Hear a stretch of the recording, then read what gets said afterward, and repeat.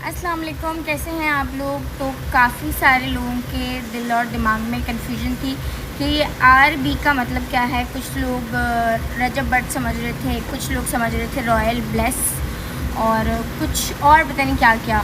ठीक है, तो आज ये मैं इसको पूरा नाम लिखवा दूँगी। ठीक है, आरबी आपको पता है इसका क्या मतलब है, और पूरा आरबी मतलब बट, और आगे नाम आपको पता ही है। अब कुछ घंटों का इंतज़ार कीजिए और वीडियो का भी इंतज़ार कीजिए। अस्सलाम वालेकुम जी, वेलकम बैक करता हूँ जी एक ब्रांड न्यू वीडियो के अंदर। तो आज की वीडियो करते हैं शुरू। यार इस टाइम जो है आप लोगों ने पीछे एक क्लिप देखा होगा जिसके अंदर फातिमा खान ने बहुत बड़ा सरप्राइज अनाउंस कर दी है रजब भट्ट के लिए और रजब भट्ट के ऑडियंस के लिए कि जी अब मैं अपने हाथ पे रजब भट्ट का पूरा नाम लिखवाऊंगी। ठीक है, खाली आरबी नहीं लिखा होगा, अब उसके नीचे पूरा नाम लिखा होगा रजब भट्ट का। अब भाई इस पे क्या रिएक्शन आता है रजब भट्ट का, या इस पे क्या रिएक्शन आता है रजब भट्ट की ऑडियंस का। मैं तो यही कहना चाहूँगा कि अब फातिमा खान जो ना सीधा सीधा रजब भट्ट को ब्लैकमेल करने पे उतर आई हैं, मतलब मेंटली टॉर्चर करने पे उतर आई हैं। तो ज़्यादा पता नहीं अब क्या चाहती हैं क्या नहीं चाहती, ये एक डिफरेंट टॉपिक है। तो दोस्तों हमारा टॉपिक आज का ये है कि जी रजब भट्ट को 9 तारीख का, मतलब इस महीने की 9 तारीख जो ना तलब कर लिया गया है, और एक नोटिस उनका जो नया घर है पार्क व्यू में वहाँ पे जो है भिजवाया गया हुआ है। तो आप लोगों से रिक्वेस्ट है कि आप लोग ये वीडियो देखें जिसके अंदर एक जर्नलिस्ट हैं, ठीक है, बड़ी अच्छे जर्नलिस्ट हैं, बड़ी इंफॉर्मेशन देते हैं और बड़ी ऑथेंटिक इंफॉर्मेशन वो आवाम तक पहुँचाते हैं। आप लोगों ने इनकी बात बड़े ही गौर से सुननी है और कमेंट सेक्शन में आके मुझे अपनी राय देनी है। तो वीडियो को स्किप नहीं करना, एंड तक देखना है। तो दोस्तों आप लोगों ने ये जर्नलिस्ट की बातें बड़ी गौर से सुननी है। ये स्क्रीन पे आप देख रहे हैं, ये जारी कर दिया गया है। उनको 9 सितंबर को यानी कि अगले हफ्ते सुबह 11 बजे लाहौर के दफ्तर में पेश होने की हिदायत की गई है। इस नोटिस के मुताबिक रजब भट्ट आप जानते हैं कि वो यहाँ पे मौजूद नहीं है, पाकिस्तान से बाहर है। और इंटरेस्टिंग बात यह है, हम बाकी एड्रेस तो आपके सामने जो है उसको बिकॉज पर्सनल इन्फॉर्मेशन है वो हम शेयर नहीं कर रहे, लेकिन इंटरेस्टिंग बात यह है कि वो इनका एड्रेस भी जो है वो पार्क व्यू सोसाइटी का ही। लेकिन मुझे पता लगा है कि यहाँ पे एक इकरा कवल नामी एक खातून है, वो काफ़ी मशहूर हैं। तो उनको और मोहम्मद अनस अली, इनको भी जो है वो 9 सितंबर के नोटिस जो हैं वो जारी हो गए हैं, और इनसे भी कहा गया कि जनाब पेश हो जाएं। अब या तो ये खुद पेश होंगे या फिर आई डोंट नो लॉयर के साथ पेश होंगे, लेकिन इनको भी इसी मामले के अंदर जुए की तशहीर के चक्कर में बुला लिया गया। कि ये जो टिकटॉक के ऊपर लाइव होता है, ये भी मैं आपको बता दूं कि टिकटॉक के ऊपर ये जो लाइव होता है और इसके अंदर ये जो पनिशमेंट्स देने का एक रिवाज शुरू हुआ है, उसके अंदर जो पनिशमेंट्स के अंदर जो है बड़ी वाहियात किस्म की हरकतें होती हैं, खवातीन से बड़ी वाहियात किस्म की गुफ्तगू और हरकतें करवाई जाती हैं। इसके ऊपर भी क्रैकडाउन जो है वो अनकरीब शुरू होने वाला है, क्योंकि चंद ऐसी वीडियोस जो हैं वो सामने आई हैं जहाँ पे लड़कियों से, खवातीन से जो है बड़ी ही नामुनासिब किस्म की फरमाइशें की गई पनिशमेंट के नाम के ऊपर, और उसकी वजह से जो है वो व्यूज़ शूज़ वगैरह तो आ जाते हैं, बड़ा मतलब हज़ारों की तादाद में लोग जो है उसको देख रहे होते हैं, लेकिन बड़ी घटिया और वाहियात किस्म की वो ट्रांसमिशन होती है। तो इसके अगेंस्ट भी जो है वो कोई क्रैकडाउन करने का इरादा जो है वो national cyber crime investigation agency जो है वो बना रही है।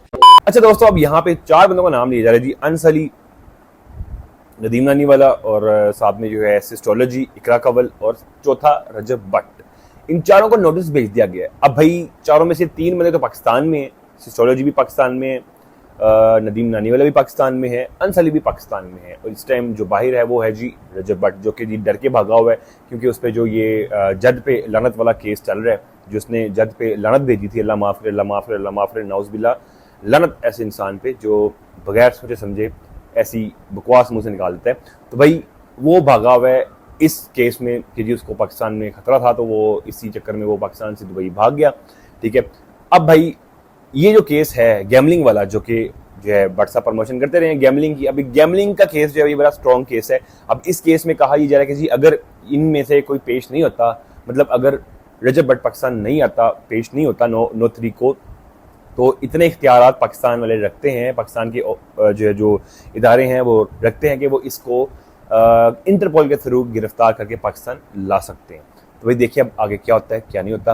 अब मैं आप लोगों को सुनाता हूँ जी। आप लोगों ने पॉडकास्ट मिस्टर पतलू का, यार मिस्टर पतलू का जब से पॉडकास्ट हुआ है ना, तब से जी रेहान तारिक साहब ने जो ना थान के रख ली है कि जी मिस्टर पतलू को गंजा करना ही करना है, मिस्टर पतलू को गंजा करके पूरे पिंड में घुमाना है। तो भाई रेहान तारिक की आप बात सुने। रेहान तारिक ने जी ओपन चैलेंज दे दिया, क्योंकि जी मिस्टर पतलू की तरफ से धमकियां लगने लग गई थी, मिस्टर पतलू के फैंस की तरफ से, ऑडियंस की तरफ से धमकियां लगने लगी थी रेहान तारिक को। तो अब रेहान तारिक ने जी एक बहुत बड़ी ऑफर कर दी है जाहिल मिस्टर पतलू को। तो आप लोग ये रेहान तारिक का इंटरव्यू सुने।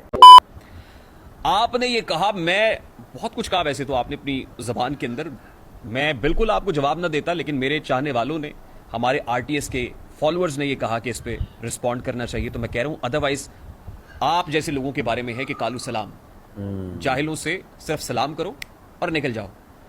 लेकिन बात निकली है तो फिर दूर तलक जाएगी। आपने ये कहा कि मैं बताऊंगा पॉडकास्ट किसको कहते हैं, हम बताएंगे पॉडकास्ट कैसे होता है। अब मैं आ गया हूं, बस लॉन्च होने दे। और आपने चैलेंज किया, हमारे लोग ये समझ रहे हैं कि आप क्योंकि चैलेंज कर चुके हैं कि मैं सवाल करूंगा, आप देना जरा, मेरे पास आए ना पॉडकास्ट करने के लिए। तो भाई हम आपके पास गए थे पॉडकास्ट करने के लिए, मैं आपको कह रहा हूं कि आप मेरे पास आए ना पॉडकास्ट करने के लिए, आए ना जरा खुशबू लगा के, जैसा सवाल करना चाहते हैं करें, जवाब आपको मिलेगा। और मैं ये आप ही को कह रहा हूं, मेरे पास बहुत सारी ऐसी रिक्वेस्ट आ रही है कि मैं आपका पॉडकास्ट करना चाहता हूं या चाहती हूं, मैं किसी को पॉडकास्ट नहीं दे रहा। ये भी मैं आपको कह रहा हूं कि आपको पॉडकास्ट दूंगा, मैं आपको बतौर मेहमान बैठूंगा, आप as an interviewer, as a podcaster बैठिएगा, आप सवाल कीजिएगा। लेकिन उसके लिए मैं आपको ये बता दूं, क्योंकि मेरा ख्याल है कि उस वक्त तो शायद आप चड्डी भी नहीं पहनते थे, क्योंकि आपने अपने इंटरव्यू में कहा था ना कि जी आप मुझसे पूछे मैं आपको अपनी चड्डी का रंग भी बताऊंगा, तो आपको बड़ा घुमंड है अपनी चड्डी के रंग पे। तो मुझे ये जानने में कोई दिलचस्पी नहीं है, मैंने उस वक्त भी आपको बता दिया था। लेकिन मैं आपको ये बता दूं कि शायद आप उस वक्त चड्डी पहनते भी नहीं थे और आपको पता ही नहीं था चड्डी होती क्या है, जब से मैं जर्नलिज्म में हूं, ठीक है ना। और दूसरा ये कि आप लीडर तो कहते हैं अपने आप को, लेकिन आपसे बड़ा गीदड़ कोई नहीं है। उस पॉडकास्ट के फौरन बाद आप रात की तारीकी में बरास्ता कराची कतर रवाना हो गए।